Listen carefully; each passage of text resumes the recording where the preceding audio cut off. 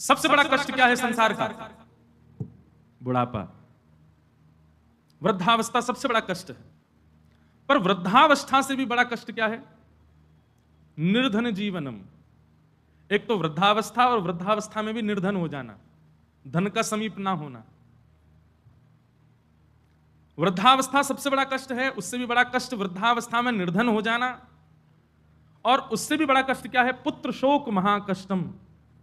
एक तो वृद्धावस्था, ऊपर से निर्धनता, और तीसरा युवा पुत्र का नेत्रों के समीप, नेत्रों के सामने मृत्यु हो जाना, सबसे बड़ा कष्ट है। इसको महाकष्ट बताया गया। माता पिता बैठे हैं और माता पिता, वृद्ध माता पिता के सामने युवा बालक चला जाए, इससे बड़ा कष्ट नहीं है संसार में। लेकिन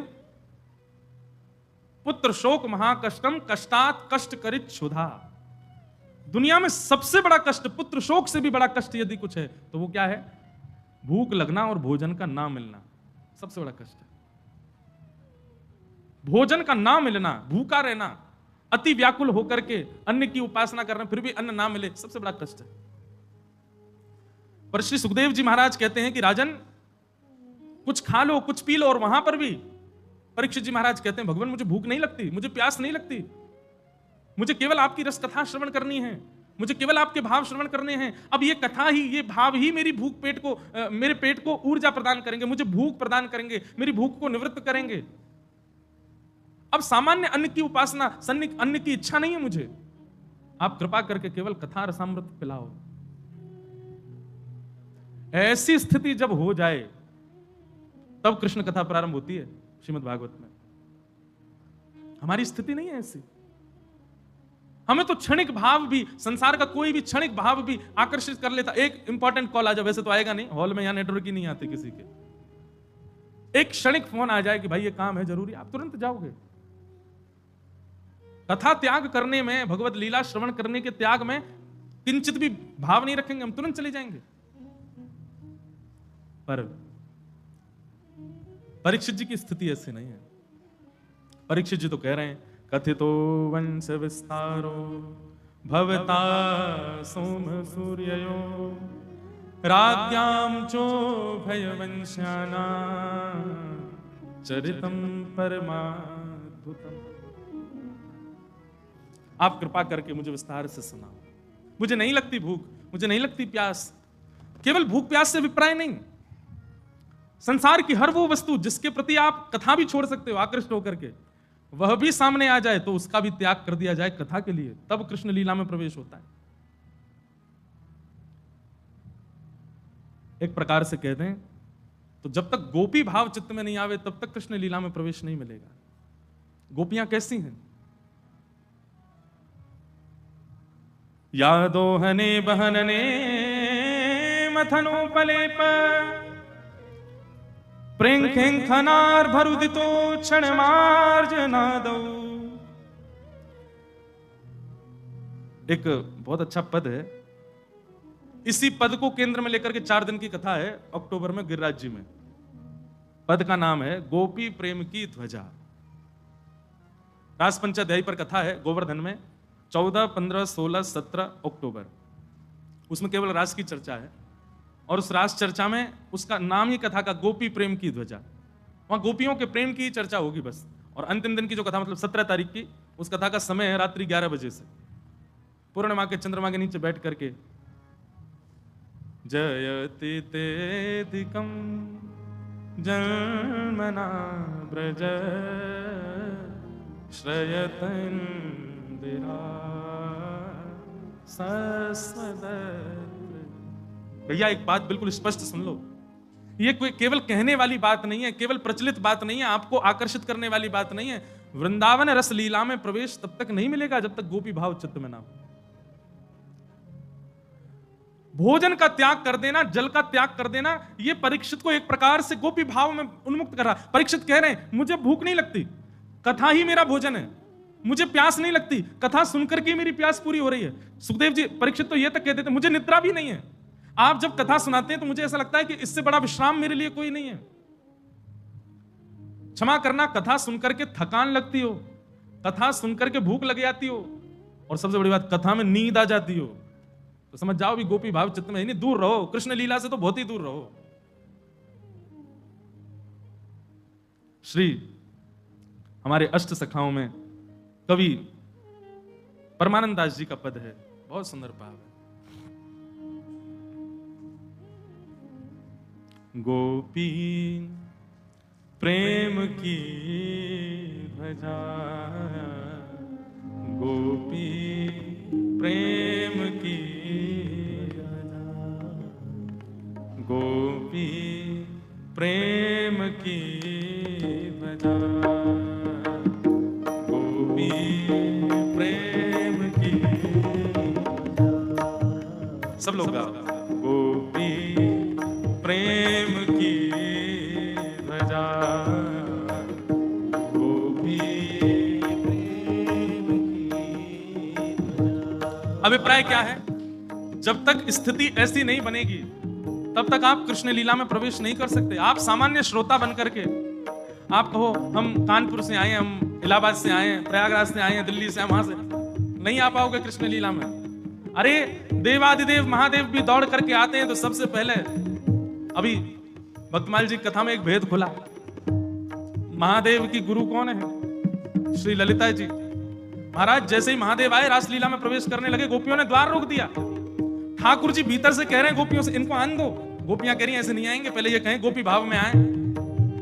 तब ठाकुर जी को जाकर के ललिता जी के पांव में गिरना पड़ा, प्रार्थना करनी पड़ी, बोले शंकर भगवान को गोपी भाव दो। तब ललिता जी रास से बाहर आई, शंकर जी को ले जाकर के यमुना जी के किनारे बैठ करके महाराज गोपी प्रेम भाव की वार्ताएं जब बताई, जब शंकर जी प्रेम भाव में डूब गए, प्रेम निमग्न हो गए, मानो ललिता जी ने प्रेम दीक्षा प्रदान कर दी, तब वे बने गोपेश्वर महादेव। तब वे गोपी रूप धारण करके भीतर आए। अरे बड़े बड़े भेद खुले इस बार भक्तमाल कथा में। अब कई लोग, शैव लोग मेरी निंदा कर सकते हैं, बोले बताओ ये तो कुछ भी कह देते हैं। बताओ, कभी कहते हैं राधा रानी गुरु, कभी कहते हैं, अब कह रहे हैं ललिता जी गुरु, शंकर जी की गुरु ललिता जी। प्रेम नदी आकी सदा उल्टी बहेदार। वृंदावन के भावों को समझना सामान्य बात नहीं है। गोपी भाव में आओ। गोपी प्रेम की भजा, गोपी प्रेम की भजा, जिन गोपाल कियो बस अपने, जिन गोपाल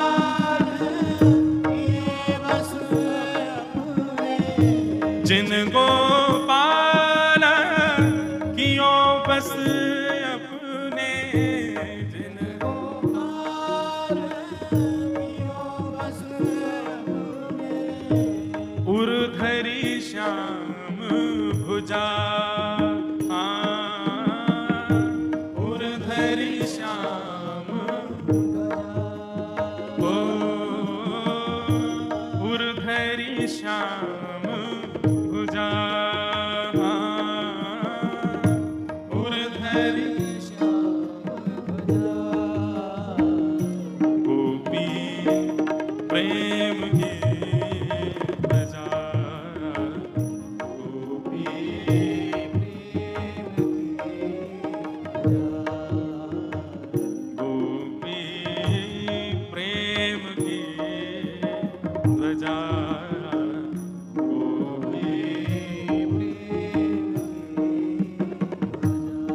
कैसी हैं गोपियां?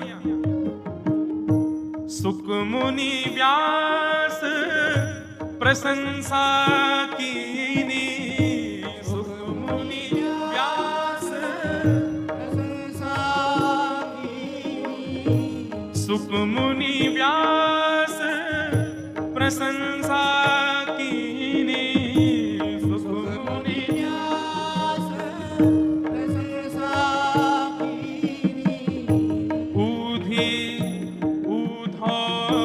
संत सराये, ऊधो संत सराये, ऊधो संत सराये, ऊधो संत सराये, गोपी प्रेम की भजा,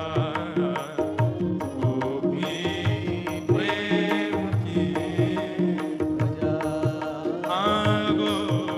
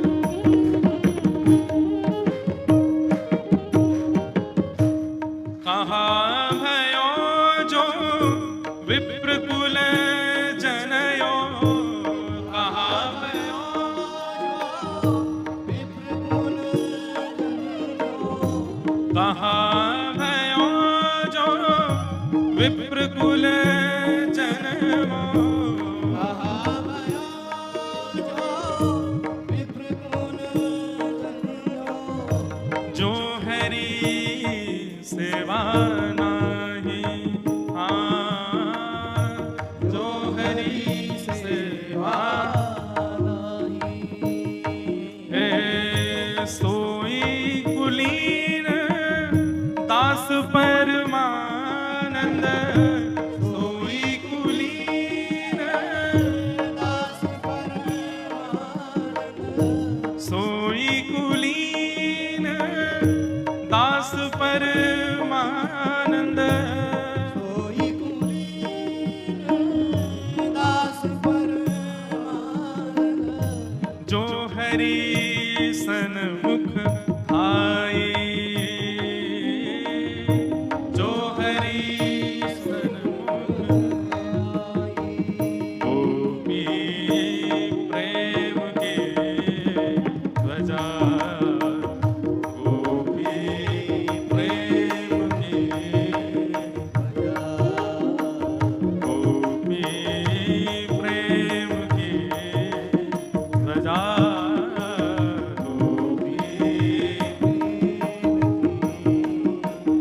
जिन गोपाल कियो बस अपने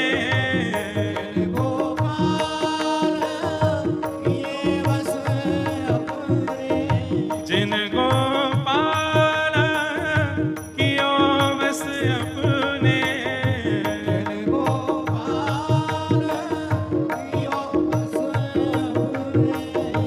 उर्धरी श्याम भुजा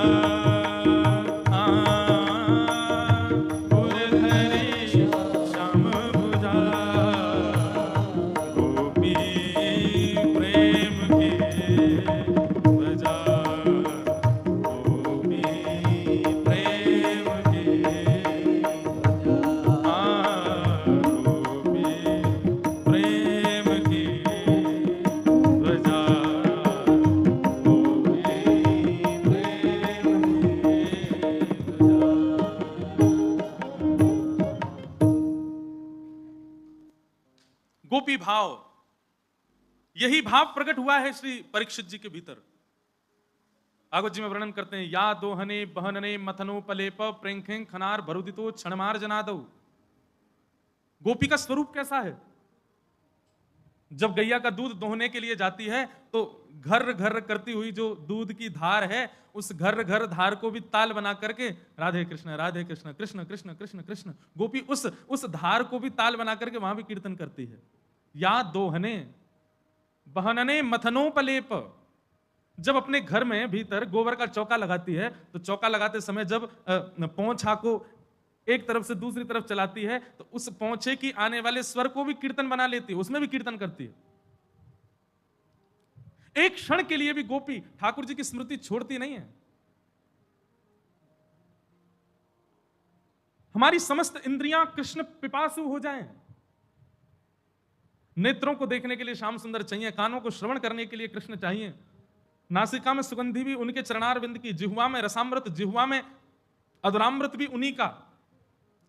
अरे हर स्थिति से हम कृष्ण को पाना चाहते हैं। ऐसी स्थिति जब होती है तब भागवत जी में कृष्ण लीला में प्रवेश कराते हैं, उससे पहले नहीं। परमानंद दास जी कह रहे हैं, जिन गोपाल कियो अपने बस उर्धरी श्याम भुजा, गोपी प्रेम की ध्वजा, गोपी प्रेम की ध्वजा। अभी हम ठाकुर जी के अधीन है। मैं कथाओं में कहा करता हूं कि भजन कैसा हो कि ठाकुर जी हमारे अधीन है गए, मेरो सुमिरन हरि करें मैं पावा विश्राम। ठाकुर जी अधीन है गए। पंढरपुर में भी कथा थी, वहां एक भक्त हुई जनाबाई। जनाबाई जी का चरित्र ऐसा आता है कि जनाबाई छोटी सी थी, तब से ही आपके मन में कृष्ण भक्ति प्रकट हो गई थी। तो आषाढ़ की एकादशी जब आती है तब पंढरपुर में बहुत सुंदर उत्सव होता है ठाकुर जी का। लाखों करोड़ों की तादाद में वैष्णव जाते हैं, वारकरी जाकर के श्री पंढरपुर में आनंद करते हैं। सबको दर्शन नहीं होते ठाकुर जी के, क्योंकि ऐसा मान्यता वहां पर कि आषाढ़ की एकादशी पर ठाकुर जी आकर के ऊपर शिखर पर विराजमान हो जाते हैं। सब शिखर को ही देख के चले जाते हैं, मंदिर में भीतर कोई नहीं जा पाता। और ऐसा नाद प्रकट करते हैं, इतने भाव से गाते हैं कि पंढरपुर के ऊपर शिखर के जो कलश हैं वो कलश तक झूमने लग जाते हैं, इतना स्वर प्रकट होता है। तो जनाबाई अपने माता पिता के साथ में पंढरपुर गई, और जैसे पंढरपुर पहुंची तो ऐसा वर्णन है उनकी लीला में, उनके चरित्र में, कि पंढरपुर जाते ही इतनी भीड़ थी कि एक हाथ माँ ने पकड़ा, एक हाथ पिता ने पकड़ा, कि भीड़ में चलते चलते चलते खोने वाली थी, लेकिन माता पिता ने इतना कस के पकड़ा कि जनाबाई खो नहीं जाए। लेकिन जनाबाई के मन में भाव आया कि मैं कैसे भी खो जाऊं, मेरे माता पिता का हाथ छूट जाए, इन दोनों से मेरा हाथ छूट जाएगा, मैं खो जाऊंगी तो मैं फिर हमेशा यहीं रहूंगी। ये भी चिंता नहीं कि सोऊंगी कहाँ, भोजन कहाँ करूंगी, क्या करूंगी, क्या, कुछ नहीं, वो तो खोने ही आई थी। बोले इनके पास रहूंगी तो फिर ठाकुर जी से दूर रहूंगी, कैसे भी खो जाऊं।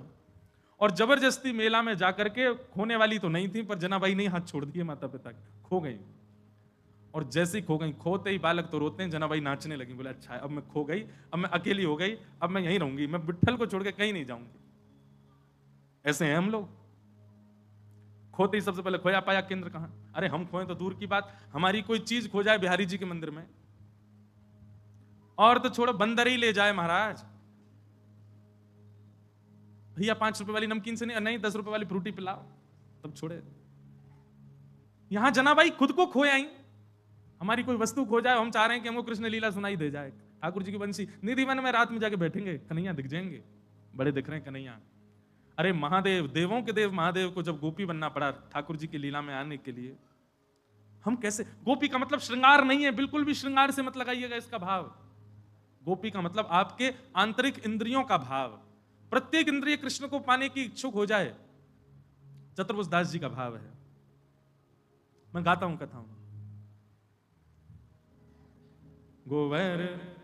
गोवर्धन वासी सांवरे। इसी पंक्ति में चतुर्भुज दास जी कहते हैं, गोपी कौन?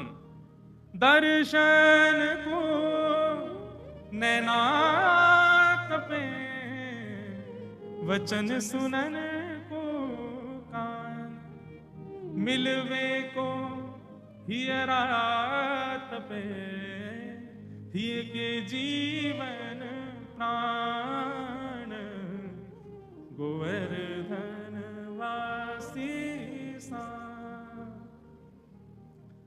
नेत्र पिपासु हैं उनके दर्शन के लिए, कान व्याकुल हैं उनको सुनने के लिए, जिह्वा प्यासी है उनके अधरामृत के लिए, हृदय व्याकुल है उनसे मिलन के लिए, हाथ विचलित हैं उनके स्पर्श के लिए, पैर थिरक रहे हैं उनकी स्मृति में। ऐसी स्थिति जब सर्वांगीण अंग की हो जाती है, तब आप गोपी बनते हैं, और तभी आपको कृष्ण ध्वनि सुनाई देती है, कृष्ण लीला दिखाई देती है। इन समस्त इंद्रियों में किसी भी प्रकार से यदि संसारी भाव विद्यमान है, आप ठाकुर जी की लीला में प्रवेश नहीं कर पाओगे। कर तो जाओगे, पर उसके मूल रहस्य को नहीं जान पाओगे, मूल भाव को नहीं जान पाओगे। जनाबाई माता पिता का हाथ छोड़ दिया, खो गई, लाखों की भीड़ में जाने कहां चली गई। अब एक बात और है, पुत्र खोया होता तो माता पिता ज्यादा प्रयास करते, पुत्री खोई तो माता पिता ने भी ज्यादा प्रयास नहीं किया। दुर्भाग्य है माता पिता का। जनाबाई जैसी भक्ता को उन्होंने ढूंढा ही नहीं, खो गई, थोड़ा इधर उधर जना जना जना करके चिल्लाते रहे। थोड़ी देर बाद पिताजी बोले नहीं मिल रही, चलते हैं वापस। आप कहां ढूंढे लाखों की भीड़ में, छोटी बालिका, कहीं ऐसा नहीं हो लोगों के हाथ पांव के नीचे। अब पुराने जमाने की बात छोड़ गए। जनाबाई तो नाच रही हैं, नृत्य कर रही हैं। अब मराठी अभंग तो आते, इतना प्यारा अभंग है जनाबाई का। वहां श्री चंद्रभागा जी के तट पर बैठ करके श्री पंडरीनाथ भगवान का स्मरण करते हैं। एक अभंग याद है, जनाबाई का नहीं है, एकनाथ जी का है। एकनाथ जी कहते हैं, माझे माहिर पंढरी आहे भीवरे चाटे। रुक जाओ भैया, माझे माहिर, माहिर कहते हैं माइका। जनाबाई को आके किसी ने पूछा कि हे जनाबाई, तुम्हारे माता पिता कहां हैं, तुम कहां की रहने वाली है, बालिका अकेली कहां घूम रही हो? तो मानो एकनाथ जी के भाव से कह रही हूं कि यही मेरा मायका। माझे माहिर पंढरी आहे भीवरे चातिरी। भीमा नदी कहते हैं चंद्रभागा जी को, उनके तट पर जो विराजमान पंढरपुर, यही मेरा मायका। बोले अच्छा, माता पिता कहां हैं तुम्हारे? तब एकनाथ जी कह रहे हैं, बाप आई आई माझे विठ्ठले रखुमाई, माझे विठ्ठले रखुमाई। मेरे माता पिता कौन है? बोले विठ्ठल जो है ये मेरे पिता हैं, और रुक्मणी जो है ये मेरी माँ है। अच्छा, तुम्हारे परिवारीजन नहीं है, तुम्हारे सगे संबंधी कौन है? तब जनाबाई कहती हैं, माझी बहिण चंद्रभागा, माझी बहिण चंद्रभागा, करत से पाप भंग, करत से पाप भंग, करत से पाप भंग, माझे माहिर पंढरी, आहे भीवर चाते रे। ये चंद्रभागा मेरी बहन है। और ये जितने भी साधु महात्मा संत जो विठ्ठल विठ्ठल विठ्ठल कह करके गा रहे हैं, नाच रहे हैं, उछल रहे हैं, यही सब मेरे भाई बंधु हैं, यही सब मेरे परिवार हैं। इस प्रकार से कह करके पंढरपुर को ही अपना सर्वांगीण मान लिया, सब प्रकार से यही मेरे हैं। ऐसी जनाबाई भैया, बाह्य संबंध के रूप में सब अपने हैं, माता पिता भाई बंधु बहन सखा चाचा चाची आदि जो भी हैं, पर आंतरिक भाव से मानसिक भाव से वही अपनों है जो ठाकुर जी को है, जो राधा रमण जी का नहीं है, जो बिहारी जी का नहीं है, जो राधा वल्लभ जी का नहीं है। वहां से केवल हमारा बाह्य संबंध है, आंतरिक संबंध नहीं है हमारा। आंतरिक संबंध तो केवल उससे जो ठाकुर जी को, वो हमारा। बहुत कड़वी बात है, बहुत कटु बात है, लेकिन यही वास्तविकता। इस प्रकार से संबंध व्याप्त करो तो ही गोपी हो आप। जाके सिर पर नित्य उर्धपुंड विराजमान, गले में कंठी विराजमान, नित्य राधा वल्लभ जी की मंगला करे, नित्य बिहारी जी को दर्शन करे, रसिक जनन की सेवा करे, वही से हमारा कोई संबंध है, वही हमारा है। तो श्री परीक्षित जी महाराज की स्थिति कैसी हो गई? अब ना भूख है, ना प्यास है, ना सोने की इच्छा, ना कोई और इच्छा, बस अब एक ही इच्छा है, कथा ही मेरे सर्वांगीण रसों को पूर्ण कर रही है, कथा ही मेरी सर्वांगीण इंद्रियों को तृप्त कर रही है। आप तो कृपा करके वही कृष्ण लीला सुनाओ, उसी से ही मेरा अब शरीर पोषित हो रहा है, कथा पोषण बन जाए, अमृत तुल्य कर्ण रंध्र से प्रविष्ट होकर के मानो आपकी सर्वांगीण भावनाओं को पूर्ण करे। ऐसी स्थिति जब हो जाए तब कृष्ण लीला प्रारंभ होती है। तब कथामृतम तप्त जीवनम कविभिरीडितम कल्मषापहम श्रवणमंगलम श्रीमदाततं भुवि गृह्णन्ति ते भूरिदा जना। तब कथामृतम तप्त जीवनम। हे नाथ, अब तो केवल कथा ही मेरा सर्वांगीण सर्वस्व बन चुकी है, कथा से ही मुझको पोषणता का अनुभव होता है। आप तो कृपा करके मुझको कथा सुनाओ। बस इसी भाव को जान करके नाभा जी ने भक्तमाल जी में नवदा भक्ति के 9 आचार्य बनाए। श्रवणम कीर्तनम विष्णु स्मरणम पाद सेवनम अर्चनम वंदनम दास्यम सख्य आत्मनिवेदनम। नवदा भक्ति में प्रथम भक्ति जो श्रवण भक्ति है, उस श्रवण भक्ति के आचार्य के रूप में इसी बात को सुनकर के नाभा गोस्वामी जी ने कहा, श्रवण भक्ति के आचार्य कौन है? श्री सुखदेव जी महाराज। श्रवण रसिक कहीं सुने ना परीक्षित से, जो पान हूं करत लागी कोटि गुण प्यास है। 6वें छंद में श्री नाभा जी कहते हैं, बोले कैसे हैं? बोले पान हूं करत लागी कोटि गुण प्यास है। पीते भी जा रहे हैं, कथा सुनते भी जा रहे हैं, पर ज्यों ज्यों कथा सुनते हैं त्यों त्यों प्यास बढ़ती जा रही है, कम नहीं हो रही है। ऐसे कई लोग हमारे परिचय के हैं, अभी भी खूब कथा सुनते हैं, पर उनकी इच्छा पूरी नहीं हो रही है, और सुननी वहां भी सुननी। अब हम इतनी पिला रहे हैं, हम भी इतनी कथा कह रहे हैं, हमारी भी इच्छा पूर्ति नहीं होती। आराम के लिए एक दिन भी मिल जाए, उसमें भी कोई कह दे कि महाराज जी वहां एक दिन का समय दे दो, भग जाते हैं। माता जी घर के सब लोग कहते हैं एक दिन तो आराम कर। मैंने कि पता नहीं क्यों कथा 4 घंटा बैठ के जो आराम मिलता है बोलने में, वही आराम लगता है, अब उसके अलावा आराम ही नहीं लगता। वैसे ताली बजवाने के लिए नहीं बोला था मैं केवल बता रहा था। कल का ही दिन था हम पे खाली। कल भी एक वैष्णव आए, बोले हमारे यहाँ महाराज जी उत्सव में थोड़ी देर, कहे तो बहुत दिन से रहे थे, पर एक ही दिन खाली था, करेंगे थोड़ी देर की चर्चा करेंगे। ऐसी स्थिति हो जाए। कृष्ण तन कृष्ण मन कृष्ण ही हमारो धन, 8 याम ऊधो हमें कृष्ण ही सो काम है। कृष्ण ही सब कुछ है, बस कृष्ण के अलावा और कोई स्थिति हमको अब सुधार नहीं सकती। बहुत प्यारा भाव है।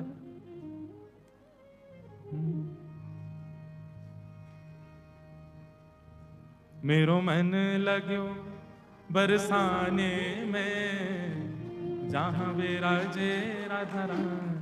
इस पंक्ति में बाबा श्री विनोद बिहारी दास जी महाराज एक बात कहते हैं, हो मुझे दुनिया से नहीं कोई काम, मुझे दुनिया से नहीं कोई काम, मुझे दुनिया से नहीं कोई काम, मुझे दुनिया से नहीं कोई काम। मैं तो रटू राधा राधा नाम, मैं तो रटूं राधा राधा नाम।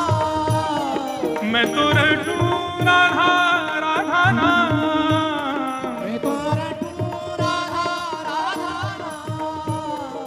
मैं तो रटू राधा राधा नाम, मैं तो रटूं राधा राधा नाम।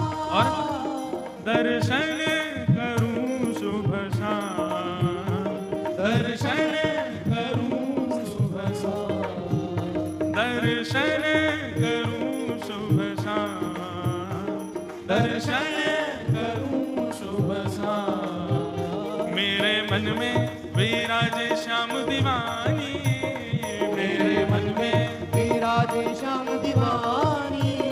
मेरे मन में विराजे श्याम दीवानी, मेरे मन में विराजे श्याम दीवानी। जहाँ विराजे राधा रानी, जहाँ विराजे कहाँ से मेरो मन लग्यो बरसाने में, जहाँ विराजे राधा रानी, मेरो मन लग्यो बरसाने में। जहाँ विराजे राधा बस रानी। इस पंक्ति को जीवंत उतार लीजिए अपने अंदर। किशोरी जी में मन लग जाए, ठाकुर जी में मन लग जाए, बस ऐसी स्थिति हो जाए, तब कृष्ण लीला में प्रवेश मिलेगा। मेरे मन लग्यो बरसाने में, जहाँ विराजे राधा रानी, मेरे मन लग्यो। बरसाने में। जहाँ विराजे श्री राधा रानी सरकार की।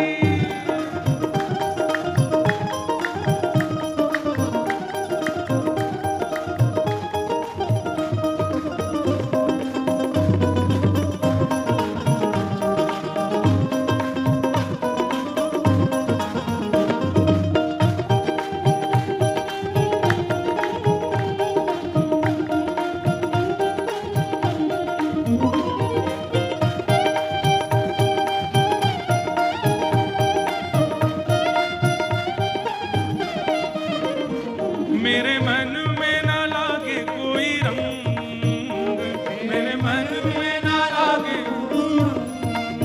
ओ मेरे मन में ना लागे कोई रंग, मेरे मन में ना लागे। मैं तो रहूं संतन के संग, मैं तो रहूं संतन के संग।